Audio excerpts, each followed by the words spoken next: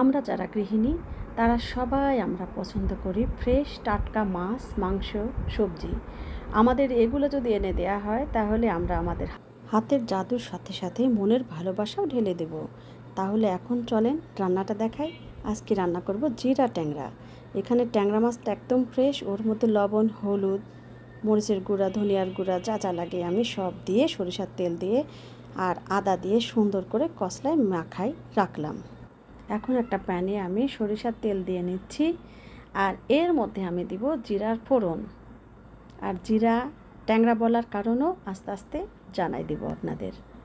এখন আমি এখানে থেতলে নেওয়া সামান্য পেঁয়াজ, এরপরে দেব সামান্য রসুন। এগুলি আমি একটু নেড়ে নেব, হালকা হালকা হাতে নেড়ে নিচ্ছি। এখন একে একে লবণ, তারপরে এখানে আদার পেস্ট আর একটু দিচ্ছি, তারপরে হলুদ, জিরার গুঁড়োটা একটু বেশি দিতে হবে, তারপরে এখানে ধনিয়ার গুঁড়ো, এরপরে আমি সামান্য পাঁচফোড়নের গুঁড়ো এবং একটু লাল মরিচের গুঁড়ো দিয়ে দিচ্ছি। এখানে 1.5 চামচের মতো লাল মরিচ আমি দিয়েছি। এখন মশলাটা খুব ভালোভাবে কষাতে হবে, এর মধ্যে তেজপাতাও দিবেন। আর এখানে আমি আলু দেখেন কিভাবে কেটে নিছি, ঠিক এভাবেই কাটবেন এবং সামান্য বয়েল করে এটা নিয়ে রাখছি।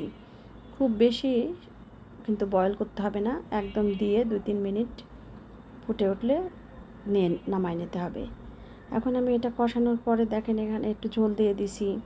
আলুটা বয়েল করা, তাই আমাকে খুব বেশি কষাতে হয়নি। এইখানে দেখেন আমি একদম সেই ম্যারিনেট করে রাখা মাছটা যেটা মাখায় রাখছি ওইটা আমি দিয়ে দিব। এর মধ্যে আমি কিছু চেরা কাঁচামরিচ দিয়ে দিচ্ছি। তারপরে আপনারা আপনাদের স্বাদ মতো লবণটা চেক করে নেবেন। আর এই যে হওয়ার আগেও আমি কিন্তু জিরার গুঁড়ো অনেক পরিমাণে দিলাম, মানে যতটুকু দরকার হয়। আর এই সময় যদি আপনি জিরার গুঁড়োটা দেন নামানোর 3-4 মিনিট আগে, তাহলে খেয়ে দেখবেন অসাধারণ লাগে। যারা এই রান্নাটা জানেন না তারা অবশ্যই করে একবার হলেও খাবেন।